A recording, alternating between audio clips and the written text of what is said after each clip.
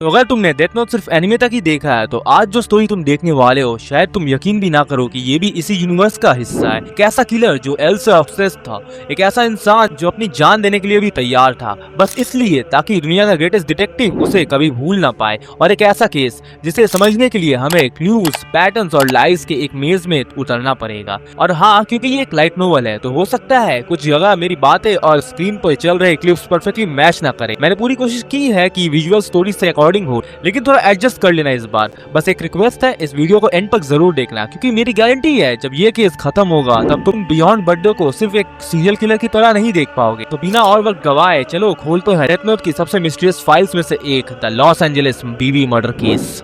Prologue, LA BB case. अब शुरू होती है हमारी कहानी का stage, the Los Angeles BB murder case. ये केस डेथ नोट की मेन स्टोरी से लगभग 1 साल पहले अगस्त 2002 में टेक प्लेस करता है। लेकिन सबसे इंटरेस्टिंग बात यह है कि हम ये कहानी उस वक्त सुन रहे हैं जब एल की मौत हो चुकी है, और इस पूरी फाइल को हमें सुना कौन रहा है पता है? मेलो। वही मेलो जो वेमिस हाउस का स्टूडेंट था और एल के सक्सेसर्स के कैंडिडेट्स में से एक था, और हो सकता है इसलिए उसने इस केस को रिकॉर्ड करना जरूरी समझा। शायद वो दिखाना चाहता था कि वो भी एक एक्सेप्शनल इन्वेस्टिगेटर था, या फिर ये उसका तरीका था एल और नियर के साए से बाहर निकलने का। जो भी वजह हो, एक बात तो पक्की है कि अगर मेलो ने इस केस को रिकॉर्ड किया है तो ये कोई ऑर्डिनरी सीरियल मर्डर केस नहीं हो सकता। और ट्रस्ट मी, जैसे जैसे ये फाइल खुलती जाएगी वैसे वैसे तुम समझोगे कि डेथ नोट की दुनिया एनिमे और मांगा से भी कहीं ज्यादा बड़ी और अजीब है। तो चलो स्टार्ट करते हैं chapter by chapter. Chapter 1, the message. अब कहानी की शुरुआत होती है 14 अगस्त 2002 से लॉस एंजेलिस में एक कमरा जहां एक औरत अपने बेड पर लेटी हुई है। ये कोई आम औरत नहीं है बल्कि FBI एजेंट नाओमी मिसोहरा है। हाँ, वही नाओमी मिसोहरा जिसे डेथ नोट के फैंस कीड़ा केस से पहचानते हैं। लेकिन इस वक्त एक बात अलग है, नाओमी अभी FBI के एक्टिव ड्यूटी पर नहीं है। किसी वजह से उसे टेम्पररी सस्पेंड कर दिया गया है। उसके पास करने के लिए कुछ खास नहीं है, और शायद इसलिए उसे बिल्कुल भी अंदाजा नहीं था कि अगले कुछ मिनट में ही उसके जिंदगी का सबसे अजीब केस उसके सामने आने वाला है। एंड तभी उसके लैपटॉप पर एक मैसेज आता है। सेंडर का नाम देखकर ही नाओमी सीधी बैठ जाती है, और वो सेंडर रहता है एल, दुनिया का ग्रेटेस्ट डिटेक्टिव। एक ऐसा इंसान जिसे दुनिया भर की पुलिस एजेंसी ट्रस्ट करती है, लेकिन जिसे किसी ने कभी देखा भी नहीं है। नाओमी के लिए भी एल कोई दोस्त या कलीग नहीं था, दोनों कभी मिले भी नहीं थे। लेकिन एक FBI एजेंट होने के नाते वो इतना जरूर जानती थी कि अगर एल खुद किसी केस के लिए तुमसे कांटेक्ट करे तो मतलब सिचुएशन नॉर्मल नहीं है। स्क्रीन पर एल का फैमिलियर सिंबल आता है और दोनों बात करना शुरू करते हैं। एल सीधा पॉइंट पर आता है। वो नाओमी से कहता है कि लॉस एंजेलिस में एक सीरियल मर्डर केस चल रहा है और उसे इस केस को सॉल्व करने के लिए उसकी मदद चाहिए। नाओमी बिना ज्यादा सवाल किए मान जाती है। अब एल उसे केस के बारे में बताना शुरू करता है। अब तक 3 मर्डर्स हो चुके हैं। फर्स्ट विक्टिम 31 जुलाई 2002, एक 44 साल का आदमी, नाम बिली ब्राइट्समेड, प्रोफेशन फ्रीलांस राइटर। उसकी मौत एस्फिक्सिएशन की वजह से हुई थी, मतलब किसी तरह उसके बॉडी पर ऑक्सीजन की सप्लाई रुक गई थी और उसका दम घुट गया था। लेकिन यहाँ सिर्फ मौत ही अजीब नहीं था, क्राइम सीन भी अनयूजुअल था। सेकंड विक्टिम 4 अगस्त 2002, एक 13 साल की लड़की, नाम क्वार्टर क्वीन। उसके साथ जो हुआ था वो पहले मर्डर से भी ज्यादा ब्रूटल था। उसके सर को बुरी तरह डैमेज किया गया था और उसकी आंखें तक निकाली गई थी। और फिर थर्ड विक्टिम 13 अगस्त 2002, एक 28 साल की बैंक एम्प्लॉय, नाम बैकयार्ड बॉटम स्लैश। उसकी डेथ एक्सटेंग्यूशन यानी एक्सेसिव ब्लड लॉस की वजह से हुई थी। लेकिन उसके साथ जो किया गया था वो और भी डिस्टर्बिंग था। उसकी लेफ्ट आर्म और राइट लेग बॉडी से अलग कर दिया गया था, और सिर्फ काट कर नहीं, उन्हें इतनी बेरहमी से तोड़कर निकाला गया था कि क्राइम सीन देखकर ही समझ आ जाता था कि किलर कोई ऑर्डिनरी मर्डरर नहीं है। 3 मर्डर्स, 3 अलग विक्टिम्स, 3 अलग तरीके, और सबसे बड़ी बात, किलर ने एक भी फिंगरप्रिंट नहीं छोड़ा है, ना कोई विटनेस, ना कोई डायरेक्ट क्लू, कुछ भी नहीं। इसी वजह से एल को एक एक्स्ट्रा पेयर ऑफ आईज चाहिए था जो क्राइम सीन पर जाकर उन चीजों को नोटिस कर सके जो शायद पुलिस मिस कर चुकी है, और उसने इसी काम के लिए नाओमी को चुना था। अब अगली सुबह अरेंजमेंट्स होने के बाद नाओमी पहले विक्टिम बिली ब्राइट्समेड के घर पहुंचती है। यहीं से इन्वेस्टिगेशन ऑफिशियल शुरू होती है। पुलिस पहले ही यहाँ काफी बार इन्वेस्टिगेशन कर चुकी थी, लेकिन एल का मानना था कि कभी कभी एक फ्रेश पर्सपेक्टिव उन चीजों को देख लेता है जो दूसरों की नजर से बच जाती है। नाओमी घर के अंदर जाती है और हर चीज को ऑब्जर्व करना शुरू करती है। इसी दौरान एल से एक इंपॉर्टेंट बात बताता है। इस केस का नाम पुलिस ने रखा है the Los Angeles locked room and serial murder case, या ज्यादा फेमस नाम the Los Angeles BB murder case. और इस नाम के पीछे भी एक अजीब वजह है। हर क्राइम सीन पर पुलिस को एक पर्टिकुलर चीज मिलती है, स्ट्रॉ डॉल्स, वारानिंग्यो जापानीज कर्स डॉल्स। अगर हमारी भाषा में बोले तो वो काला जादू करने के लिए जो डॉल्स का इस्तेमाल होता है ना, वही डॉल्स। ठीक है, अब आगे बढ़ते हैं। पहले मर्डर सीन पर ऐसी 4 डॉल्स मिली थी, दूसरे मर्डर सीन पर 3, और तीसरे मर्डर सीन पर सिर्फ 2। एक पैटर्न यहाँ बन रहा था, 4, 3, तो जैसा कोई उल्टा काउंटडाउन चल रहा हो, नाओमी तुरंत एक पॉसिबिलिटी रखती है, हो सकता है फोर्थ मर्डर ही लास्ट मर्डर हो, उसके बाद काउंटडाउन खत्म हो जाएगा। एल का जवाब इंटरेस्टिंग था, वो कहता है कि मैं फोर्थ मर्डर होने ही नहीं दूंगा। नाओमी भी थोड़ा हैरान हो जाती है, इतना कॉन्फिडेंस, आखिर एल को ऐसा क्या पता था जो बाकी किसी को नहीं पता था। एल फिर उसे एक और चीज बताता है, 22 जुलाई 2002 को यानी पहले मर्डर से भी पहले पुलिस स्टेशन में एक लेटर भेजा गया था। उसके अंदर एक क्रॉसवर्ड पजल थी, लेकिन वो इतनी डिफिकल्ट थी कि पुलिस उसे सॉल्व ही नहीं कर पाई। उन्हें लगा कि कोई प्रैंक कर रहा है और बात वहीं खत्म हो गई। लेकिन एल ने उस पजल की कॉपी मंगवाई और जब उसने उसे सॉल्व किया तो उसके अंदर एक मैसेज छिपा हुआ था और वो था एक एड्रेस, 221 इन स्ट्रीट हॉलीवुड। नाओमी तुरंत समझ जाती है ये वही एड्रेस है जहां पहला मर्डर हुआ था, मतलब किलर ने पहले ही मर्डर की लोकेशन पुलिस को भेज दी थी, लेकिन किसी को समझ नहीं आया। इधर एल को दूसरे केसेस भी हैंडल करने थे, इसलिए वो नाओमी से कहता है कि जो कुछ भी मिले उसे रिपोर्ट करते रहना। कॉल वहाँ खत्म हो जाती है और अब नाओमी एक बात समझ चुकी थी, एल को किसी असिस्टेंट की जरूरत नहीं थी, उसे एक ऐसे इंसान की जरूरत थी जो उसकी आंखें और कान बन सके, जो उसके लिए क्राइम सीन को देख सके, और शायद वही चीज इस केस को और भी डेंजरस बना रही है। अब इसके बाद नाओमी को भी समझ आ गया था कि आखिर एल ने इस केस के लिए उसे ही क्यों चुना था। दुनिया का ग्रेटेस्ट डिटेक्टिव होने का एक नुकसान भी था, एल एक ही केस पर फोकस नहीं कर सकता था। इस वक्त वो दुनिया भर के डिफिकल्ट केसेस को हैंडल कर रहा था और इसी वजह से उसे किसी ऐसे इंसान की जरूरत थी जो उसकी जगह क्राइम सीन पर जाकर उन्हें ऑब्जर्व कर सके। अब इसके बाद नाओमी पुलिस फाइल्स की मदद से विक्टिम्स की फोटो को दोबारा देखना शुरू करती है। तभी उसकी नजर बिली ब्राइड्समेड की बॉडी पर पड़ती है। बॉडी पर चाकू से बने निशान थे और ध्यान से देखने पर ऐसा लग रहा था जैसे किलर ने उन जख्मों की मदद से कोई लेटर्स या मैसेज लिखने की कोशिश की हो। लेकिन प्रॉब्लम ये थी, ना तो वो मैसेज क्लियरली समझ आ रहा था और ना ही उसका कोई मतलब बन रहा था।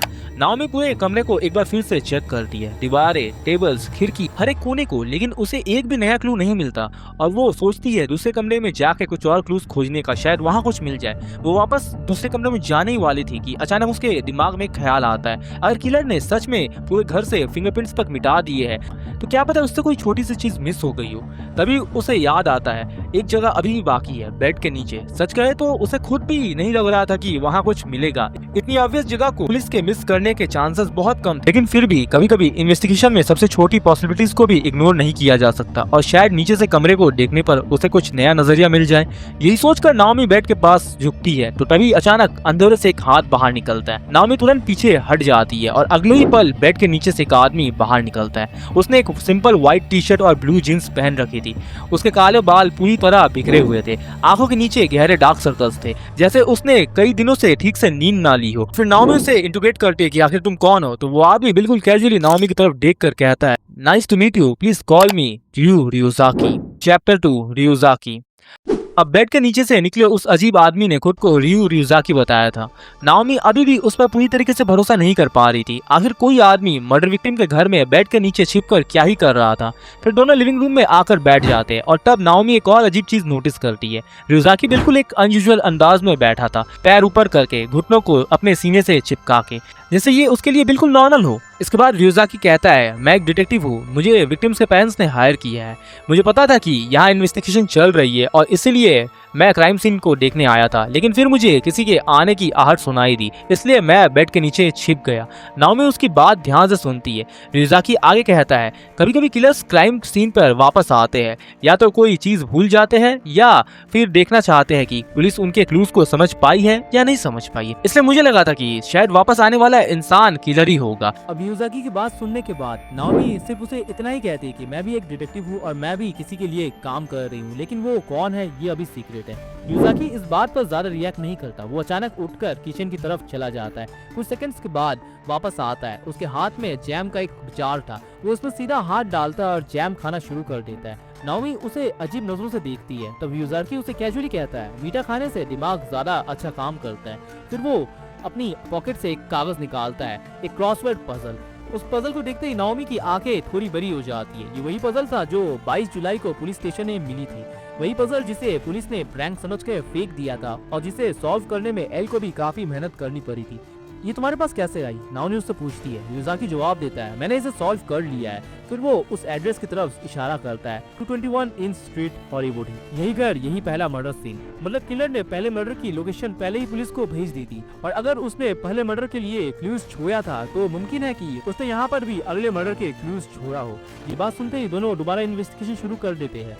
फिर इसके बाद नाओमी विक्टिम्स की फोटोज दिखाती है ryuzaki को और ryuzaki का ध्यान सीधा ब्लू ब्रेसलेट के शरीर पर बने चाकू के मार्क्स पर जाता है। वो कुछ सेकंड्स तक तस्वीर को देखता रहता है और फिर कहता है ये रैंडम कट्स नहीं लग रहे, ये तो रोमन न्यूमरल्स जैसे दिख रहे हैं। नाओमी दोबारा ध्यान से फोटो देखती है और इस बार उसे भी वही दिखाई देता है। सच में ये रैंडम नाइफ के मार्क्स नहीं थे, ये नंबर्स थे, रोमन नंबर्स। अब नाओमी को एल को रिपोर्ट देनी थी तो वो वॉशरूम में जाती है और छिपकर उसे कॉल करती है। वो ryuzaki के बारे में भी सब कुछ बता देती है। एक अननोन डिटेक्टिव विक्टिम्स के घर बेड के नीचे छिपा हुआ और उसके पास क्रॉसवर्ड पजल की कॉपी भी है। एल कुछ देर चुप रहता है, फिर कहता है उसके साथ कोऑपरेट करो, उसे जो करना है करने दो। एल की आवाज से लग ही नहीं रहा था कि वो ज्यादा परेशान है, जैसे उसे इस आदमी के बारे में कुछ और पता हो या फिर वो सिर्फ देखना चाहता था कि ये आदमी कितना कैपेबल है। कॉल खत्म होने के बाद नाओमी वापस आती है और तब तक ryuzaki को एक और क्लू मिल चुका था। वो उसे बुक शेल्फ के पास ले जाता है और उससे कहता है इसे देखो। बुक शेल्फ में एक मांगा सीरीज का पूरा कलेक्शन रखा हुआ था। अकाजुकिन चाचा, एक क्लासिक मांगा सीरीज, टोटल इसके 13 वॉल्यूम्स है।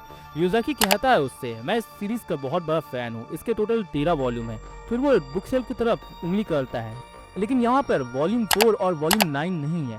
नाओमी पहले समझ नहीं पाती और उससे कहती है क्या फर्क पड़ता है अगर 2 वॉल्यूम्स मिसिंग है तो।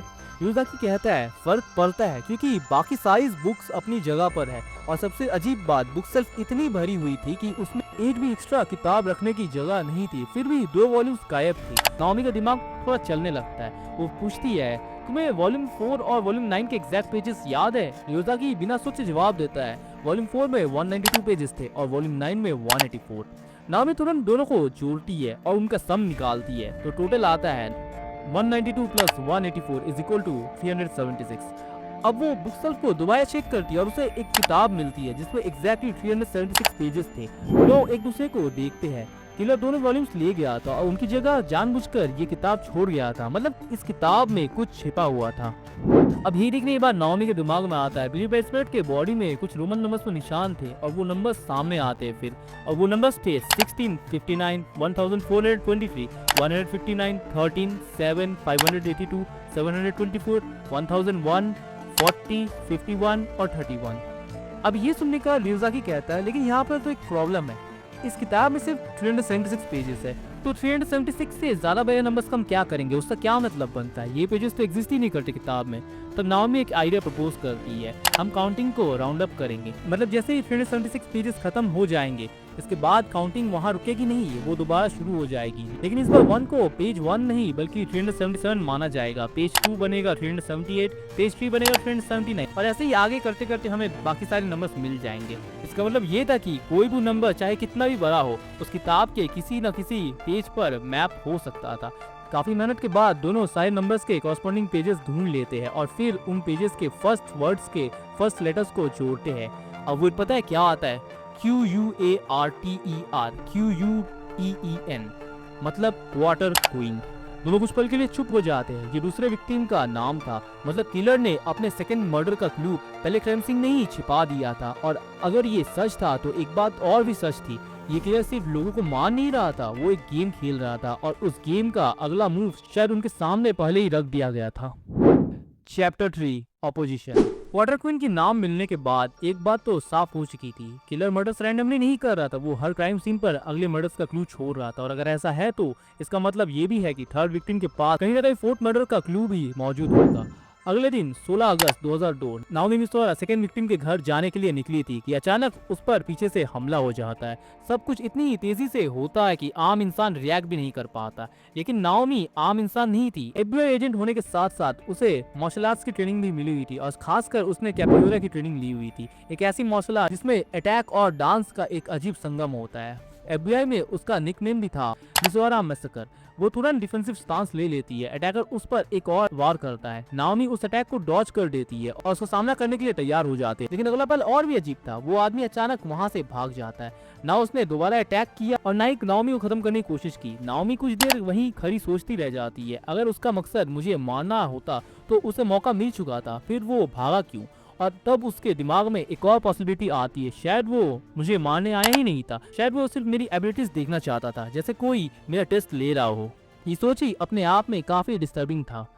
अब इसके बाद नाओमी सेकंड विक्टिम के घर पहुंचती है और वहां पहुंचकर वो बिल्कुल भी सरप्राइज नहीं होती, क्योंकि घर के बाहर युजाकी पहले से उसका इंतजार कर रहा था।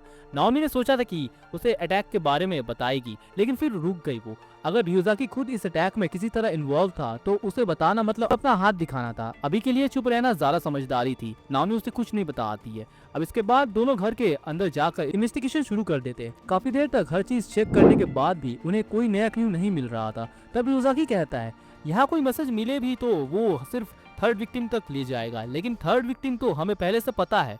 सीधा थर्ड विक्टिम के पास चलते हैं। फोर्थ मर्डर रुकना ज्यादा जरूरी है। नाओमी थोड़ा हेजिटेट करती है इस बात को सुनकर और फिर वो कहती है लेकिन अगर कोई इंपॉर्टेंट क्लू यहाँ रह गया तो युजाकी उसे कहता है मैं यहाँ सब चेक कर चुका हूँ, कुछ नहीं मिला है, वक्त बर्बाद करने से बेहतर है आगे बढ़ना। नाओमी मान जाती है। फिर दोनों थर्ड विक्टिम बैकयार्ड बर्ड की फोटोग्राफ्स देखने लगते हैं। तभी युजाकी किचन से 2 कप कॉफी लेकर आता है। वो 1 कप नाओमी को देता है और 1 अपने लिए लेता है। नाओमी एक सिप लेती है कॉफी का और लगभग उसका गला ही रुक जाता है कॉफी पीने के बाद, क्योंकि कॉफी इतनी मीठी थी जैसे किसी ने कॉफी में चीनी नहीं सीधी चाशनी डाल दी हो। वो मुश्किल से ही उसे निगल पाती है, लेकिन युजाकी बिल्कुल आराम से वही कॉफी पी रहा था जैसे उसके लिए ये नॉर्मल हो। नाओमी उसे अजीब नजरों से देखती है, ये आदमी सच में कौन था। फिर दोनों वापस फोटोज पर फोकस करते हैं। थर्ड विक्टिम के बॉडी से लेफ्ट आर्म और राइट लेग अलग कर दी गई थी और तब युजाकी अचानक एक और बात नोटिस करता है। क्या तुमने इन विक्टिम्स के इनिशियल्स नोटिस किए? नाओमी उसकी तरफ देखती है। युजाकी उससे कहता है पहला विक्टिम ब्ली ब्राइड्समेड, दूसरी विक्टिम वाटर क्वीन और तीसरी victim backyard bottom slash BBQQBB। Naomi भी इस पैटर्न को देखकर सोच में पड़ जाती है और फिर उसके दिमाग में एक और चीज याद आती है, विक्टिम्स के डेट्स। पुलिस को पहला क्लू मिला था 22 जुलाई को, उसके 9 दिन बाद 31 जुलाई को पहला मर्डर, फिर 4 दिन बाद 4 अगस्त को दूसरा मर्डर और फिर 9 दिन बाद 13 अगस्त को तीसरा मर्डर। यहाँ भी एक पैटर्न बन रहा था 949। नाओमी धीरे से कहती है अगर ये सीक्वेंसेस कंटिन्यू हुआ तो अगला मर्डर कल हो सकता है 17 अगस्त को। युजाकी भी इस बात को ध्यान से सुनता है, लेकिन फिर वो एक और अजीब ऑब्जर्वेशन शेयर करता है। तुम्हें BRQ में कोई सिमिलैरिटी नहीं दिखती? नाओमी तुरंत मना कर देती है। कहाँ से सिमिलर लग रहे तुम्हें ये? युजाकी उससे कहता है कैपिटल लेटर्स नहीं, स्मॉल लेटर्स में देखो, B और Q, बस उन्हें उल्टा घुमा दो और दोनों एक जैसे लगते हैं। नाओमी कुछ पल के लिए चुप हो जाती है। अब इसके बाद कॉफी का टेस्ट अभी भी नाओमी के मुंह में रह गया था, तो वो वॉशरूम में जाती है ताकि मुंह धो सके और वहीं मिरर के सामने खड़े खड़े उसके दिमाग में कुछ क्लिक करता है। वो तुरंत बाहर आती है वापस और युजाकी से कहती है जैसे B और Q एक दूसरे के ऑपोजिट है वैसे ही विक्टिम्स के बॉडीज भी थी। पहला विक्टिम पीछे की तरफ बैक, दूसरा विक्टिम सामने की तरफ फ्रंट और तीसरा विक्टिम फिर से पीछे की तरफ back, back front back. Naomi आगे फिर से कहती है कैपिटल लेटर्स में B और Q अलग है लेकिन लोअर केस में सेम है, B और Q बस एक दूसरे के उल्टे। युजाकी सीधा उसे बोलता है लेकिन तुम किसी का नाम या उनके नाम के इनिशियल्स लेटर्स कैपिटल लेटर्स में ही लिखोगे, लोअर केस में नहीं। नाओमी रुक जाती है क्योंकि युजाकी सही बोल रहा था, क्योंकि कोई भी इंसान अपने नेम और सरनेम के इनिशियल्स को कैपिटल लेटर्स में लिखेगा, स्मॉल लेटर्स में नहीं। तो फिर ये लोअर केस का क्या मतलब बनता है? कुछ पल की खामोशी छाई रहती है। फिर युजाकी कहता है एक 13 साल की बच्ची के लिए ये बहुत बुरी वजह होती है अगर वो सिर्फ इसलिए मारी गई कि किलर को कोई BB के इनिशियल्स नहीं मिल रहे थे। अब ये सुनते ही नाओमी के दिमाग में कुछ क्लिक करता है, बच्ची। तो फिर नाओमी उससे कहती है युजाकी लोअर केस बिल्कुल सही है, मतलब कैपिटल Q और स्मॉल q अलग है, लेकिन एक बच्चा खुद ही लोअर केस होता है, वो अपने एडल्ट वर्जन का छोटा वर्जन होता है। इसलिए किलर ने 13 साल की बच्ची चूज की, क्यों? क्योंकि वो QQ थी लेकिन लोअर केस में, और इसलिए वो फेस डाउन थी क्योंकि Q B का उल्टा होता है। युजाकी कुछ देर चुप रहता है। नाओमी को पहली बार पूरी तरह एहसास होता है कि वो जिस किलर का पीछा कर रही है वो सिर्फ लोगों को मार नहीं रहा है, वो हर जगह पैटर्न्स छोड़ रहा है और एक 13 साल की बच्ची की मौत भी इस पजल का सिर्फ एक हिस्सा थी और हर जवाब के साथ और भी ज्यादा सवाल पैदा हो रहे थे। Chapter 4 shinigami. अब इस चैप्टर में कहानी थोड़ी देर के लिए रुक जाती है और पहली बार हमारा ध्यान उस इंसान की तरफ जाता है जो इन सब मर्डर्स के पीछे था, बियॉन्ड बर्थडे या फिर सिर्फ बी। लेकिन बी कोई ऑर्डिनरी इंसान नहीं था, उसके पास एक ऐसी एबिलिटी थी जो डेथ नोट की दुनिया में भी लगभग इम्पॉसिबल लगती है। वो पैदा भी हुआ था शिनिगामी आइस के साथ। हाँ, उसे कभी किसी शिनिगामी से मिलना नहीं पड़ा, ना उसने कभी कोई डील की, नहीं उसने अपनी आधी लाइफ स्पैन सेक्रीफाइस की थी। उसके पास ये पावर जन्म से ही थी और आज तक हमें कभी ऑफिशियली ही नहीं बताया गया कि आखिर ऐसा क्यों था, वो स्पेशल क्यों था, उसके पास ये आंखें कैसे आई। नोवेल में भी इसका कोई क्लियर जवाब नहीं था, लेकिन मेलो की एक थ्योरी जरूर है। वो कहता है कि शायद किसी शिनिगामी ने अपनी आंखें ह्यूमन वर्ल्ड में खो दी हो या गिरा दी हो और बीबी ने किसी तरह उन्हें हासिल कर लिया, बिना कोई डील किए, बिना अपनी आधी जिंदगी सेक्रीफाइस किए, बस एक अजीब एक्सीडेंट जिससे एक बच्चे की पूरी जिंदगी बदल गई। अब इन आंखों की वजह से भी हर इंसान के सिर के ऊपर उसकी बची हुई लाइफ स्पैन देख सकता था। कौन कब मरेगा ये उसे पहले से पता होता था और इसीलिए उसने अपना नाम रखा था बियॉन्ड बर्थडे, एक ऐसा नाम जो खुद उसकी जिंदगी को डिफाइन करता है, क्योंकि वो हमेशा लोगों की बर्थ और डेथ के बीच की लाइन को देख सकता था। और सबसे डिस्टर्बिंग बात ये थी, अब तक उसने जिन 3 विक्टिम्स को मारा था, बिली ब्राइड्समेड, क्वार्टर क्वीन और बैकयार्ड बॉटम स्लैश, उन तीनों को उसने उसी दिन मारा था जिस दिन उनकी लाइफ स्पैन वैसे भी खत्म होने वाली थी। मतलब अगर बियॉन्ड बर्थडे उन्हें ना भी मारता उस दिन, तो भी वो किसी न किसी तरह उस दिन मरने वाले थे। ये बात उसकी साइकोलॉजी को समझने के लिए बहुत इंपॉर्टेंट है, क्योंकि उसकी नजरों में शायद वो लोगों की जिंदगी छीन नहीं रहा था, वो सिर्फ उनकी पहले से लिखी हुई मौत को एक अलग रूप दे रहा था। और शायद इसी वजह से उसने खुद को कभी मर्डरर समझा ही नहीं। लेकिन इन आंखों ने उसे एक और चीज दी थी, एक बच्चे के लिए शायद सबसे बुरी चीज। उसे पहले से पता था उसके माँ बाप कब मरने वाले थे, वो उनकी डेथ को आते हुए देख सकता था, लेकिन उसे रोक नहीं सकता था। और जब दोनों की मौत हो गई तो बी अकेला रह गया था, एक अनाथ। फिर बाद में उसे ले जाया गया वैमीज हाउस। एंड हम सब जानते हैं कि वेमिस हाउस में होता क्या था। मैंने ऑलरेडी एल की वीडियो में ये मेंशन कर दिया। यहाँ एक्स्ट्रा ऑर्डिनरी इंटेलिजेंस वाले बच्चों को ट्रेन किया जाता है। उनका एक ही गोल था, अगर कभी एल के साथ कुछ हो जाए तो उसकी जगह कौन लेगा, दुनिया का अगला ग्रेटेस्ट डिटेक्टिव कौन बनेगा, सीधी सी बात है एल का सक्सेसर कौन बनेगा। इसलिए यहाँ के बच्चों को नॉर्मल एजुकेशन नहीं दी जाती थी, उन्हें प्रिपेयर किया जाता था एल के सक्सेसर बनने के लिए। और उन्हीं बच्चों में से 2 नाम सबसे ज्यादा सामने आए थे, एक का नाम था ए और दूसरे का नाम था बी। पैरा कैंडिडेट ए इस प्रेशर को झेल नहीं पाया था। एल जैसा बनने की उम्मीद, उसका बोझ उसके लिए बहुत ज्यादा था और आखिर में उसने सुसाइड कर ली थी। उसके बाद सबकी नजरें एक ही बच्चे पर टिक गई थी, बी, बियॉन्ड बर्थडे। वो बहुत इंटेलिजेंट था, असाधारण, लेकिन एक प्रॉब्लम थी, वो एल का सक्सेसर बनना नहीं चाहता था, वो एल की जगह लेना नहीं चाहता था, वो एल को पार करना चाहता था। उसका अभिशन इतना गहरा था कि उसने एक दिन वेमिस हाउस खुद ही छोड़ दिया। सबको लगा शायद वो भी प्रेशर संभाल नहीं पाया, लेकिन असल बात कुछ और थी। भागने के बाद भी उसने एल का पीछा कभी नहीं छोड़ा, बल्कि उसने अपनी पूरी जिंदगी को एल के अराउंड घुमाना शुरू कर दिया। और तब उसने एक प्लान बनाया लॉस एंजलिस में सीरियल मर्डर्स करने का। और अगर तुम इस केस का नाम ध्यान से देखो, लॉस एंजलिस बीबी मर्डर केस, उसके इनिशियल्स क्या बनते हैं, LABB। और बियॉन्ड बर्थडे के हिसाब से इसका एक और मतलब था, LA यानी एल इज आफ्टर, और उसके बाद BB बियॉन्ड बर्थडे, और इसे मिला दे तो बनता है L is after beyond birthday. जैसे वो कह रहा हो, एल मेरे पीछे आएगा, वो मुझे नोटिस करेगा और तब असली गेम शुरू होगा। उसने जानबूझकर लॉस एंजलिस को अपना स्टेज बनाया। ये मर्डर्स सिर्फ मर्डर्स नहीं थे, ये एक इनविटेशन था, एक चैलेंज, एक मैसेज जो सीधा एल के लिए था। And now back to present. अब कहानी वापस प्रेजेंट में आती है। नाओमी और यूजाकी दूसरे क्राइम सीन पर थे। यूजाकी पूरे घर में इन्वेस्टिगेट कर चुका था, तभी उसने एक चीज नोटिस की, क्वार्टर क्वीन की बॉडी पर ग्लासेस थी। नाओमी ने फोटो देखा और उससे कहती है, हाँ ग्लासेस तो थी, लेकिन यूजाकी ने कहा, क्या तुम्हें लगता है ये ग्लासेस उसकी थी?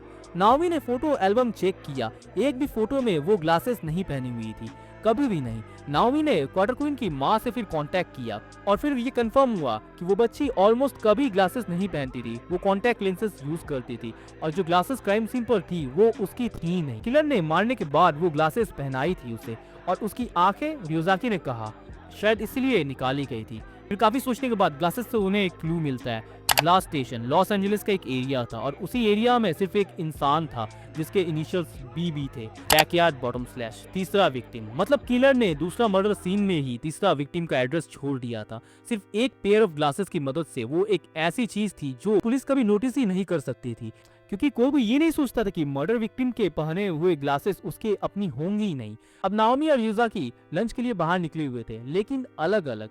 यूजाकी की वो चाशनी वाली कॉफी दोबारा पीने का नाओमी का कोई इरादा नहीं था। अकेला मौका मिलते ही नाओमी एल को कॉल करती है। वो उसे अब तक की सारी प्रोग्रेस बताती है, पैटर्न्स, विक्टिम्स, B और Q, ग्लासेस, क्लूज, सब कुछ। एल सुनता है, कुछ देर तक चुप रहता है, फिर वो एक ऐसी बात कहता है जो नाओमी को हिला देती है। अगला मर्डर 17 अगस्त को नहीं 22 अगस्त को होगा। उसकी आवाज में जरा भी डाउट नहीं था। नाओमी तुरंत उससे पूछती है, तुम इतने कॉन्फिडेंस से कैसे कह सकते हो? कुछ पल के लिए एल खामोश रहता है और फिर एल धीरे से कहता है, शायद मुझे शुरू से ही पता था कि किलर कौन है। नाओमी एकदम चुप हो जाती है। एल आगे फिर उससे कहता है, किलर बी है। और इसी के साथ पहली बार नाम के पीछे छिपे हुए इंसान का जिक्र होता है, beyond birthday. Chapter 5 the clock. अब नाओमी और यूजा की तीसरे विक्टिम बैकयार्ड बॉटम स्लैश के घर पहुंचते हैं। कमरे में एंटर करते ही उनकी नजर एक अजीब चीज पर पड़ती है। दीवार के पास कई सारे स्टफ टॉयज रखे हुए थे और सिर्फ यही नहीं, 2 एडजेसेंट वॉल्स पर कीलों के निशान भी थे, जैसे पहले वहां कुछ और भी लटकाया गया हो। पहली बार में ये सब रैंडम लग रहा था, लेकिन इस केस में अब तक कुछ भी रैंडम नहीं निकला था। नाओमी अब तक के पैटर्न्स को दोबारा सोचने लगती है। वो कहती है, पुलिस को पहला लेटर मिला था 22 जुलाई को, मतलब P+2 4। फिर पहला मर्डर हुआ था 31 जुलाई को, 3+1 = 4। दूसरा मर्डर हुआ था 4 अगस्त को, यानी सिर्फ 4। और तीसरा मर्डर हुआ था 13 अगस्त को, 1+3 4। हर डेट किसी न किसी तरीके से 4 पर आकर रुक रही थी। नाओमी फिर धीरे से कहती है, इसका मतलब अगला मर्डर 22 अगस्त को होगा, 2+2 फिर से 4। और तब नाओमी को याद आता है, एल ने पहले ही 22 अगस्त का नाम लिया था। अब उसे अगर समझ आता है कि एल को कैसे पता था। अब वो दूसरे पैटर्न्स को याद करती है। पुलिस को क्लूज मिलने और पहले मर्डर के बीच का गैप था 9 दिन। फिर पहले और दूसरे मर्डर के बीच का गैप था 4 दिन। और फिर दूसरे और तीसरे मर्डर के बीच का गैप था 9 दिन। 9 4 9। और अब 13 अगस्त से 22 अगस्त तक का गैप है 9 दिन। जैसे पूरा केस एक ही सीक्वेंस को बार बार रिपीट कर रहा हो। नाओमी कहती है, अगर हम इसी पैटर्न को फॉलो करें तो मुझे लगता है कि अगला विक्टिम भी बी से शुरू होने वाला नाम होगा, क्योंकि अब तक 9 दिन के इंटरवल पर मरने वाले विक्टिम्स के इनिशियल्स बी भी रहे हैं और सिर्फ 4 दिन वाले इंटरवल में क्यू। रियाकी कुछ देर तक चुप रहता है, फिर इसकी नजर दूसरी विक्टिम के तस्वीर पर पड़ती है और अचानक से उसके दिमाग में एक और आइडिया आता है। 1 मिनट नाओमी, वो धीरे से कहता है, हमारे हेड, आर्म्स और लेग्स की लेंथ अलग अलग होती है। नाओमी उसे देखने लगती है। रुजाकी आगे फिर बोलता है, बिल्कुल क्लॉक की हैंड्स की तरह, एक छोटी, एक उससे बड़ी और एक सबसे बड़ी। दोनों दोबारा विक्टिम्स की फोटो देखते हैं। विक्टिम का लेफ्ट आर्म और राइट लेग अलग कर दिया गया था।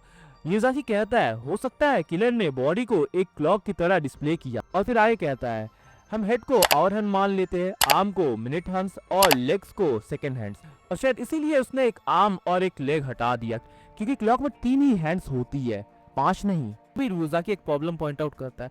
वो तस्वीर को उल्टा करता है। देखो नाओमी, अगर हम मान लेते हैं कि ये क्लॉक की टाइमिंग बता रही है तो टाइमिंग है क्या? तो फिर वो लोग दोनों दोबारा कमरे को देखते हैं और तब उनका ध्यान उन स्पर्श टॉयज पर पड़ जाता है। सामने वाली दीवार पर 12 टॉयज थे, तो वो लोग ये सोचते हैं कि ये 12 क्लॉक है। एक साइड पर 9, दूसरी साइड पर 2 और पीछे वाली साइड पर 5। रुजाकी थोड़ा यहाँ कंफ्यूज हो जाता है और वो कहता है, अगर ये सच में क्लॉक है तो यहाँ 3 और 6 होना चाहिए, ना कि 2 और 5। ऐसा क्यों? तब नाओमी को कुछ याद आता है। वो उन कीलों के निशान की तरफ देखती है और फिर कहती है, क्योंकि हम कुछ मिस कर रहे थे। उन 2 दीवारों पर पहले ही कीलों के निशान थे, मतलब वहाँ पहले डॉल्स लगी हुई थी, वही डॉल्स जो किलर हर क्राइम सीन पर छोड़ रहा था। अगर उन्हें भी हम काउंट में ऐड करें तो 2 बन जाएगा 3 और 5 बन जाएगा 6। अब पूरा क्लॉक कंप्लीट हो चुका था, एक कंप्लीट क्लॉक। अब दोनों विक्टिम्स की बॉडी की पोजीशन और क्लॉक के डायरेक्शंस को मैच करते हैं और जो टाइम निकलता है वो रहता है 6:15 और 50 सेकेंड। मतलब कमरे में कुछ पल के लिए सन्नाटा छा जाता है। एक और क्लू, एक और मैसेज, और एक बार फिर किलर उनसे कई कदम आगे दिख रहा था। Chapter 6 failure.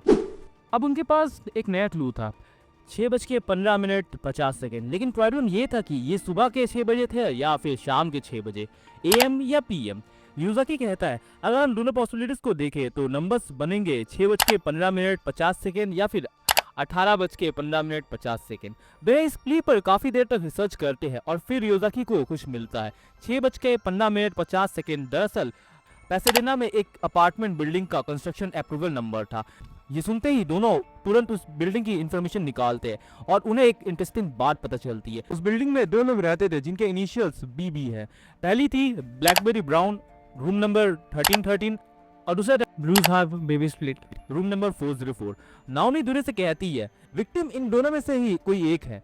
एंड फिर उसका ध्यान तुरंत रूम 1313 पर जाता है। 1313 वो नंबर्स को देखते हुए बोलती है, 1 और 3 को जोड़ दिया जाए तो ये शेप बीफ जैसा लगता है, शायद ये भी एक क्लू है। लेकिन अब उनके पास ज्यादा वक्त नहीं था, 22 अगस्त आ चुका था और आज ही मर्डर होने वाला था। तब रुजाकी एक रिस्की प्लान सजेस्ट करता है, क्यों ना हम उन दोनों की जगह ले ले। नाओमी उसकी तरफ देखती है और पूछती है अगर किलर आया तो रियोजाकी उसे कहता है तो हम उसका इंतजार करेंगे, ये प्लान डेंजरस था, बहुत डेंजरस। नाओमी पूछती है तुम किलर से लड़ पाओगे? रियोजाकी बिना किसी टेंशन के जवाब दे देता है मैं जितना दिखता हूँ उतना कमजोर नहीं हूँ। फिर हल्की सी मुस्कुराहट के साथ वो कहता है और तुम्हें भी तो कैपोएरा आती है नाओमी। नाओमी कुछ पल के लिए चुप हो जाती है, उसने कैपोएरा का जिक्र कब किया था, लेकिन उस वक्त उसके पास इस बात पर सोचने का टाइम नहीं था। एंड ये लोग फिर फाइनल कर देते इस प्लान को। 22 अगस्त की रात को नाओमी ब्लैकबेरी ब्राउन बनकर रूम 1313 में बैठी हुई थी और रियोजाकी ब्लूबेरी बेबी स्प्लिट बनकर रूम 404 में। एल ने भी अरेंजमेंट्स किए थे, उसने बिल्डिंग में अपने कुछ लोग तैनात कर दिए थे ताकि इमरजेंसी में सिचुएशन को कंट्रोल किया जा सके। अब बस इंतजार करना था। नाओमी उस कमरे में बैठी हुई थी, ना सो रही थी ना अपनी नजरें हटा रही थी और खाली वक्त में वो पूरे केस के बारे में सोचने लगती है। Crossword, Roman numerals, clocks, B और क्यू, सब कुछ। शायद अभी भी कोई क्लू बाकी था और तब उसके दिमाग में अचानक से एक बात क्लिक करती है, एक छोटी सी बात लेकिन बहुत इंपॉर्टेंट। रियोजाकी को कैसे पता था कि उसे कैपोएरा आती है? उसने तो कभी उसे ये बात बताई नहीं थी, उसने सिर्फ एल को फोन पर ये बात बताई थी। और एक और इंसान था जिसके सामने उसने अपनी फाइटिंग स्किल्स दिखाई थी, वो अटैकर जिसने कुछ दिन पहले उस पर हमला किया था। नाओमी का दिल एक पल के लिए रुक सा जाता है, उसके दिमाग में एक के बाद एक सारी बातें जुड़ने लगती है। बेड के नीचे छिपा हुआ आदमी, क्रॉसवर्ड पजल्स की कॉपी, कैपोएरा के बारे में जानकारी, अटैकर और रियोजाकी। उसकी आंखें एकदम खुल जाती है, वो कहती है इम्पॉसिबल। वो तुरंत रियोजाकी को फोन लगाती है, एक बार, दो बार, 3 बार, लेकिन कोई जवाब नहीं देता। उसका दिल जोर जोर से धड़कने लगता है। वो बिना एक सेकंड गवाए कमरे से बाहर निकलती है, लिफ्ट के पास पहुंचती है, लेकिन लिफ्ट बिजी बता रहा था, इंतजार करने का वक्त नहीं था। वो सीधा सीढ़ियों की तरफ भागती है, एक एक सीढ़ी चढ़ते हुए वो 4th फ्लोर तक पहुंचती है, रूम 404। दरवाजा खुला था, अंदर घुसते ही उसे 3 अलग रूम्स दिखाई दे रहे थे और उनमें से एक का दरवाजा लॉक था। रियोजाकी, कोई जवाब नहीं। रियोजाकी, दरवाजा खोलो, फिर भी खामोशी। नाओमी का डर अब और बढ़ चुका था, वो अपनी पिस्तौल निकालती है और लॉक पर गोली चला देती है। धड़ाम से दरवाजा खुल जाता है और अंदर का नजारा देखकर वो जम सी जाती है। एक इंसान आग में जलता हुआ, लेकिन अभी भी जिंदा। नाओमी तुरंत रिएक्ट करती है, वो बाहर दौड़ती है, फायर एक्सटिंग्विशर उठाकर रूम में वापस आती है, लेकिन तब तक उस जलती हुई बॉडी का ज्यादा से ज्यादा हिस्सा जल चुका था। इसी बीच बिल्डिंग की एक रेसिडेंट वहां आ जाती है, उसने गनशॉट की आवाज सुनी थी। उसे देखकर नाओमी उससे कहती है जल्दी एम्बुलेंस को बुलाओ। फिर वो जले हुए आदमी की पल्स चेक करती है, उसकी पल्स बहुत धीमी थी लेकिन चल रही थी, वो अभी भी जिंदा था। नाओमी उसके हाथ में हैंडकफ लगा देती है और कहती है रियोजाकी, तुम्हें ब्लीव ब्राइड्समेड, क्वार्टर क्वीन और बैकयार्ड बॉटम स्लैश के मर्डर्स के लिए गिरफ्तार किया जाता है। और इसी पल के बाद लॉस एंजलिस बीबी मर्डर केस का किलर डियोन बर्डे आखिरकार पकड़ा जा चुका था। What actually happened? अब तक तुम सोच रहे होगे कि आखिर नाओमी को ऐसा क्या समझ आ गया कि उसने तुरंत रियोजाकी को किलर मान लिया। तो चलो एक बार पूरे केस को पीछे मुड़कर देखते हैं। जब नाओमी पहली बार ब्लू बैट्समैन के घर गई थी तो बुक शेल्फ में मिसिंग वॉल्यूम सबसे पहले किसने नोटिस किया था? रियोजाकी ने। और उन मिसिंग बुक्स की वजह से ही उन्हें अगला क्लू मिला था। इसके बाद उसने नाओमी को वो हद से ज्यादा मीठी कॉफी पिलाई थी। उस वक्त ये बस एक अजीब सी आदत लग रही थी, लेकिन अब नाओमी को समझ आ रहा था ये सब जानबूझकर किया गया था। रियोजाकी को पता था कि इतनी मीठी कॉफी पीने के बाद वो जरूर वॉशरूम जाएगी और वॉशरूम में मिरर देखेगी और वही रिफ्लेक्शन देखकर उसे बी और क्यू वाले पैटर्न का रियलाइजेशन होगा। बैक फ्रंट बैक, बी और क्यू। एक और क्लू जो असल में रियोजाकी ने ही उसके सामने रखा था। दूसरे क्राइम सीन पर क्वार्टर क्वीन की ग्लासेस, रियोजाकी ने ही सजेस्ट किया था कि ग्लासेस उसकी अपनी में ही होंगी। वही क्लू था जिसने ग्लास स्टेशन तक पहुंचाया, तीसरे विक्टिम तक। और फिर वो बच्ची, 13 साल की क्वार्टर क्वीन बच्ची का वर्ड रियोजाकी ने ही सजेस्ट किया था, तभी नाओमी को लोअर केस वाला कनेक्शन मिला था। फिर तीसरा विक्टिम के घर पर क्लॉक क्यूरी, हेड, आर्म और लेग की लेंथ को क्लॉक हैंड्स से कंपेयर करने का आइडिया भी सबसे पहले रियोजाकी ने ही दिया था। एक बार, 2 बार, 3 बार, हर बार वही हो रहा था। क्लूज किलर छुपा रहा था और क्लूज ढूंढने का रास्ता भी वही दिखा रहा था। जैसे वो चाहता है कि नाओमी इन पजल्स को सॉल्व करे और 4th मर्डर सीन पे पहुंच जाए। और फिर सबसे बड़ी गलती, कैपोएरा। रियोजाकी को कैसे पता था कि नाओमी को कैपोएरा आती है? उसने तो ये बात कभी उससे बताई ही नहीं थी। ये बात सिर्फ 2 लोगों को पता थी, नाओमी खुद और एल, या फिर एक तीसरा इंसान, वो अटैकर जिसने कुछ दिन पहले उस पर अटैक किया था। और उसी पल सारे पीसेस अपनी जगह पर आ गए और अटैकर, रियोजाकी और किलर तीनों एक ही इंसान था, डियोन बर्डे। नाओमी ने सोचा था कि वो एक डिटेक्टिव की तरह इन्वेस्टिगेट कर रही थी, लेकिन सच ये था कि वो सिर्फ वही देख रही थी जो डियोन बर्डे उसे दिखाना चाहता था। और उस वक्त नाओमी को समझ आ गया था कि वो पूरे केस में किलर का पीछा नहीं कर रही थी, वो शुरू से ही किलर के साथ मिलकर उसके बनाए हुए रास्ते पर चल रही थी। The real plan of B. लेकिन अभी भी एक सवाल बाकी था, आखिर बियॉन्ड बर्थडे ने ये सब क्यों किया, और सबसे बड़ी बात, उसने खुद को आग क्यों लगाई थी, और इसका जवाब उसके ऑब्सेशन में छिपा हुआ है। लेकिन एक बात मैं पहले ही यहाँ क्लियर कर देता हूँ, ये जो मैं बता रहा हूँ ये बियॉन्ड बर्थडे का खुद का एक्सप्लेनेशन नहीं है। बीबी ने कभी खुद कुछ एक्सप्लेन नहीं किया, तो सच में उसके दिमाग में क्या था वो मिस्ट्री आज भी है। लेकिन मेलो के हिसाब से बियॉन्ड बर्थडे बाकी बच्चों की तरह नहीं था। रैमिज हाउस के ज्यादातर बच्चे एल का सक्सेसर बनना चाहते थे, लेकिन बी एल की जगह लेना ही नहीं चाहता था। वो एल को हराना चाहता था, हर हाल में, किसी भी हाल में। इसलिए उसने लॉस एंजलिस बीबी मर्डर केस क्रिएट किया, एक ऐसा केस जहां किलर कोई एविडेंस नहीं छोड़ रहा था, हर जगह सिर्फ पजल्स और चैलेंजेस थे। जैसे वो सीधा एल को कह रहा, अगर तुम दुनिया के ग्रेटेस्ट डिटेक्टिव हो तो मुझे पकड़ के दिखाओ। उसे पता था कि इतना कॉम्प्लिकेटेड केस आखिर एल तक सभी पहुंच जाएगा, और जब एल ने नाओमी को इन्वेस्टिगेशन के लिए भेजा तो बी ने रियुजाकी बनकर उसकी मदद करनी शुरू कर दी, क्योंकि उसे लगता था कि नाओमी कभी उसके क्लूज समझ ही नहीं पाएगी। और यही उसकी सबसे बड़ी गलती थी। बीवी का ऑब्सेशन एल से इतना ज्यादा था कि उसने रियुजाकी का पूरा रूप ही एल जैसा बना लिया था। बिखरे हुए बाल, आंखों से नीचे डार्क सर्कल्स, बैठने का तरीका, चीजों को पकड़ने का तरीका, मीठा खाने की आदत, सब कुछ जैसे वो एल बनना नहीं, एल की परछाई बनना चाहता हो। लेकिन उसके प्लान का सबसे शॉकिंग हिस्सा अभी बाकी था। फोर्थ विक्टिम कोई और नहीं, खुद बियॉन्ड बर्थडे था। अगर तुम ध्यान दो, उसके इनिशियल्स भी बीबी है, बियॉन्ड बर्थडे। उसने आखिरी डॉल को रूम में रखा, अपने ऊपर पेट्रोल डाला और खुद को आग लगा दी। और ये भी एक अजीब ट्विस्ट था, बीबी को हर इंसान की डेथ का डेट पता रहता था, लेकिन अपना नहीं। वो अपनी खुद की लाइफ स्पैन देख नहीं सकता था, तो शायद उसे खुद भी नहीं पता था कि वो इस बार बचेगा या नहीं बचेगा, क्योंकि उसका असली प्लान मर्डर करना नहीं था। उसका असली प्लान था एक unsolved case banana.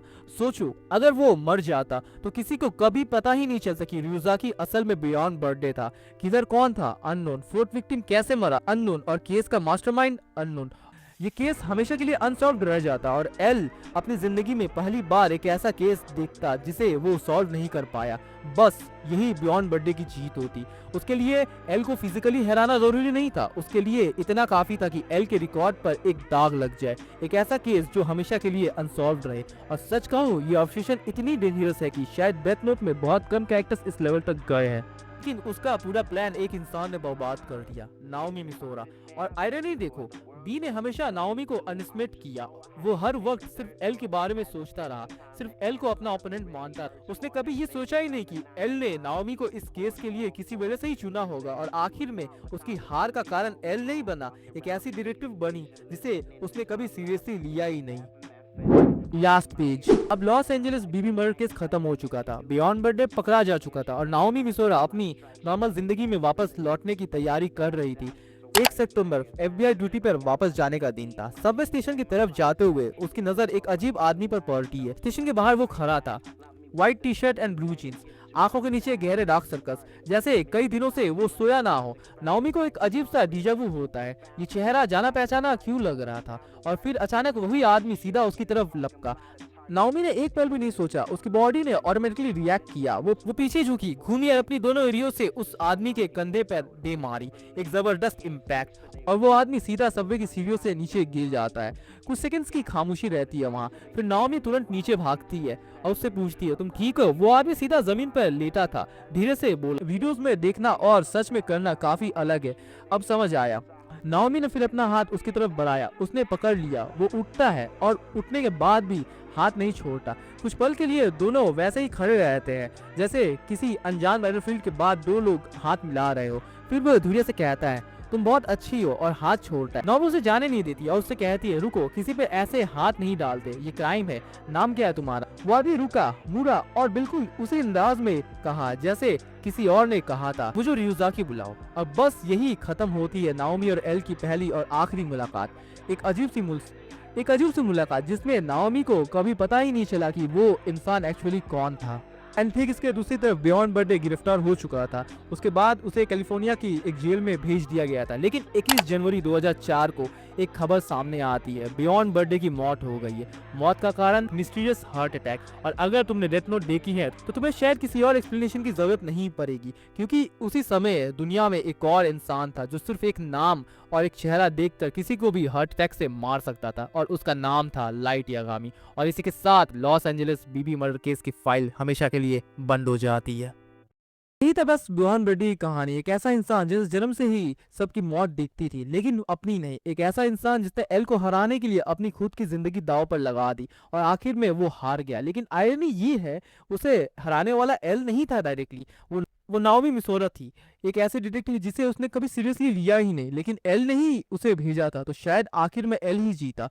And such को इस नोवेल को एक्सप्लेन करते वक्त मैं खुद काफी बार रुक गया। मैं सोचता रहता था कि क्या मैं सही से कैप्चर कर पा रहा हूँ जो निशियो इशिन सेंसे ने लिखा है, क्योंकि कुछ चीजें हैं जो सिर्फ वर्ड्स में फील होती है, एनिमे या मांगा में नहीं। और अगर ये वीडियो अच्छी लगी हो या लगा कि कुछ मिस हुआ हो तो दोनों केसेस में कमेंट में जरूर बताना। और हाँ, बीबी के बारे में तुम्हारी क्या राय है? क्या वो विलेन था या फिर एक ऐसा इंसान जिसे कोई समझ नहीं पाया? मैं वेट करूंगा तुम्हारे जवाब का, लेकिन तब तक के लिए Radhe Radhe, take care, bye bye.